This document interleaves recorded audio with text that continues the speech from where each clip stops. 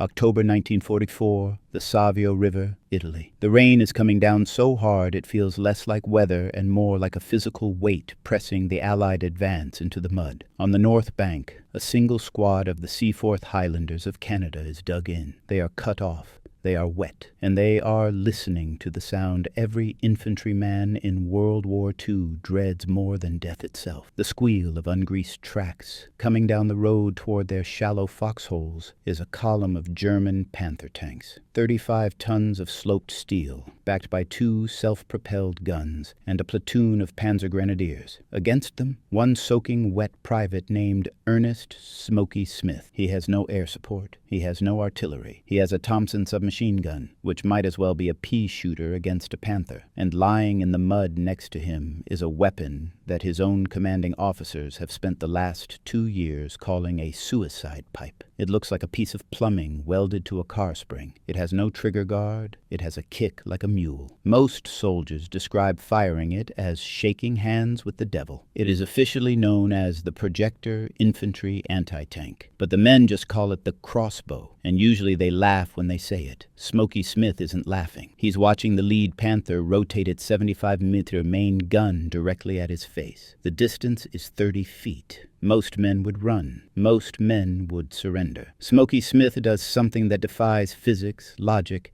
and the survival instinct of every primate on Earth. He picks up the crossbow. He stands up, and he waits. Because what the Germans inside that Panther don't know, and what most of the Allied High Command barely understood, was that the ridiculous spring-loaded pipe in Smith's hands wasn't firing a bullet. It wasn't firing a shell. It was firing a shaped charge capable of generating a jet of molten copper moving at 25,000 feet per second. Smokey Smith pulls the massive lever. The crossbow thuds. In less than a second, the lead Panther isn't just stopped. It is internally incinerated. The mocking stops instantly. The burning begins. To understand how a 30-pound spring-loaded tube ended up saving an entire beachhead in Italy, you have to go back to a garden shed in England, 1940. The British Army is in ruins. They have left all their heavy equipment on the beaches of Dunkirk. The Nazis are staring across the English Channel, and Britain has nothing to stop their tanks. They need an anti-tank weapon. They need it cheap, and they need it yesterday. Enter Lieutenant Colonel Stuart Blacker. Blacker is eccentric. He is a weapons designer who believes that gunpowder is inefficient. He believes the future of warfare looks less like a rifle and more like a medieval siege engine. He proposes a weapon that doesn't use a propellant charge in the barrel. Instead, he designs a spigot mortar. Imagine a steel rod that stabs into the tail of a bomb, detonating a cartridge inside the bomb itself. It's genius, but there is a massive problem. To make it portable for an infantryman,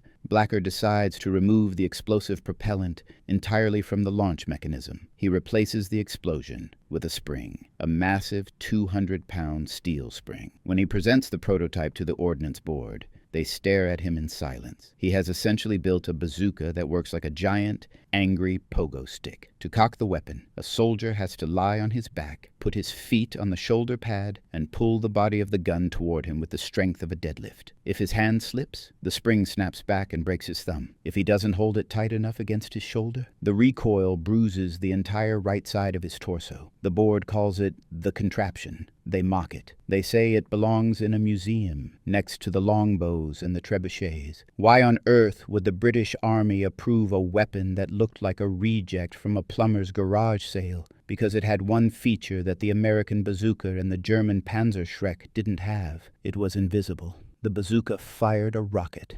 When you shot it, a massive backblast of flame and smoke shot out behind you. It revealed your position to every sniper within a mile. It meant you couldn't fire it from inside a building, or the backblast would kill you.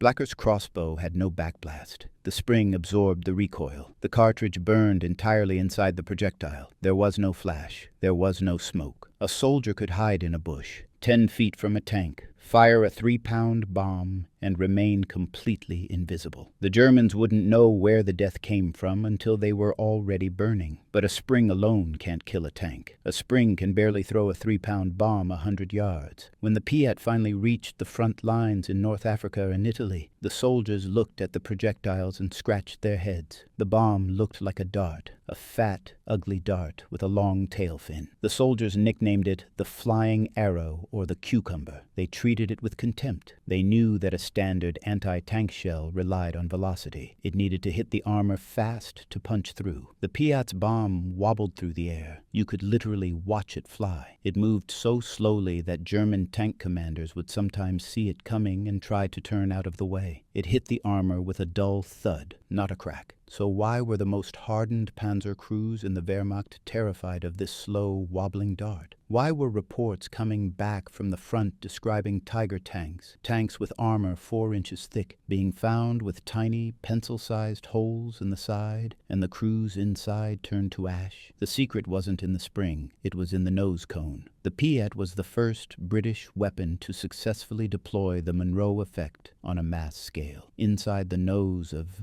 that wobbling dart was a cone of hollowed-out copper, backed by high explosive. When the fuse hit the tank, it didn't try to punch through. It detonated. The explosion collapsed the copper cone inward, inverting it into a focused jet of superheated metal plasma. This wasn't fire, it was kinetic heat. The jet moved at 25,000 feet per second. It didn't care how thick the armor was. It sliced through solid steel like a hot needle through butter. Once that jet entered the fighting compartment of the tank, it sprayed molten copper and spalling shrapnel in every direction. It would ignite the ammunition. It would ignite the fuel. The crossbow wasn't throwing a rock. It was throwing a blowtorch. Back to the Savio River, October 21st, 1944. Smokey Smith is clutching his PIAT. The rain is torrential. The German column is aggressive. They know the Canadians are cut off. The lead Panther tank is confident. It pushes forward, crushing the shallow slit trenches of the Highlanders. Smith's position is critical. If he breaks, the Germans roll up the entire line. He has 3 bombs. 3. He waits. The discipline required to hold fire with a spring-loaded tube while a tank bears down on you is unimaginable. At 30 feet, Smith pulls the trigger. The heavy spring slams forward. The spigot hits the cartridge. The bomb leaves the tray. It arcs through the air, covering the short distance in a fraction of a second. It hits the Panther on the front slope, the thickest armor on the tank. By all conventional physics, the bomb should bounce off. The angle is too steep. The velocity is too low. Did the crossbow fail? The shaped charge doesn't care about angles. The fuse detonates instantly. The copper jet bores straight through the glacis plate of the Panther. The tank shudders. Smoke immediately begins pouring from the hatches. The crew, those who are still alive, bail out into the mud screaming, but the battle isn't over. Behind the Panther is a command half-track and 2 self-propelled guns. They see the flash. They open fire with machine guns. Smith is wounded. He is bleeding into the mud. Does he retreat? No. He recocks the weapon. And this is where the crossbow earns its legend. Recocking a PIAT requires you to stand up, place the weapon between your legs, and pull up with 200 pounds of force.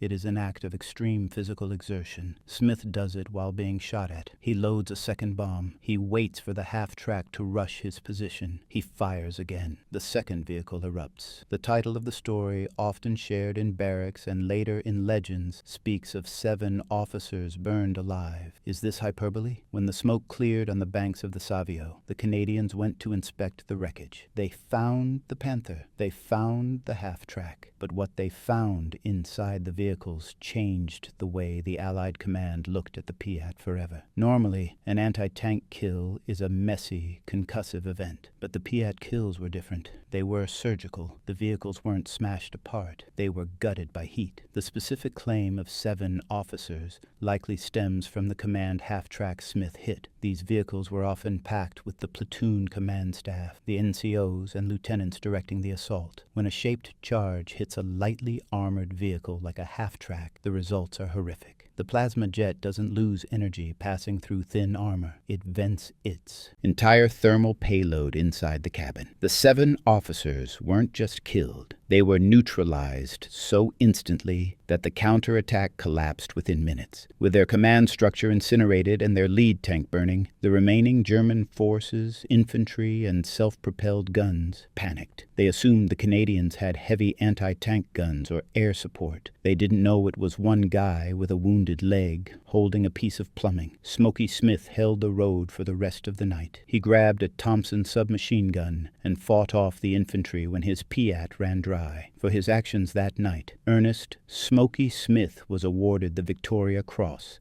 the highest military decoration in the British Commonwealth. After the war, the PIAT was quickly retired. It was replaced by the bazooka and later the RPG. It was heavy, it was awkward, and if you weren't careful, the spring could break your ribs. Historians often group it with the weird weapons of WWII, the sticky bombs, the exploding rats, the wind-up Goliaths. But ask yourself this: why did the British paratroopers at Arnhem, the elite of the elite, insist on carrying the heavy, awkward PIAT into battle when they jumped into the Netherlands? Why did Major Robert Kane, another Victoria Cross winner, use a PIAT to duel a Tiger tank at point-blank range, firing until his eardrums burst and his face was blackened with soot? Why did the Polish resistance specifically request PIAT drops during the Warsaw Uprising? Because in the chaotic, close-quarters nightmare of urban combat, the crossbow was superior to the bazooka. It could be fired from inside a room without killing the user. It left no smoke trail, and it could kill any tank on the battlefield if you had the guts to get close enough. The fire arrow wasn't mocked because it was useless. It was mocked because it was terrifying, both to the enemy and to the man holding it. It required a special kind of courage to trust your life to a spring. But for men like Smokey Smith, that spring was the difference between a shallow grave in Italy and a Victoria Cross. They mocked it, then they burned.